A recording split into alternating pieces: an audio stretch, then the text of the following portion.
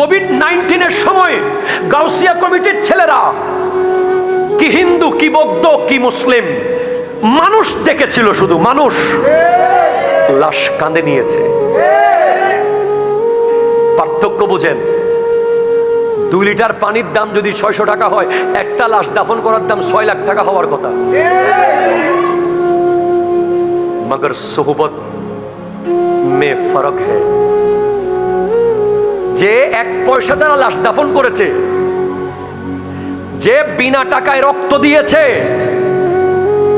যে বিনা পয়সায় oxygen service দিয়েছে, যে রাতে 3টা বাজে রুগী নিয়ে হাসপাতালে গেছে, বুঝবেন তার বাপ আল্লাহওয়ালা, তার মা আল্লাহওয়ালা, তার পরিবারের মধ্যে আল্লাহ এবং রসুলের চর্চা আছে।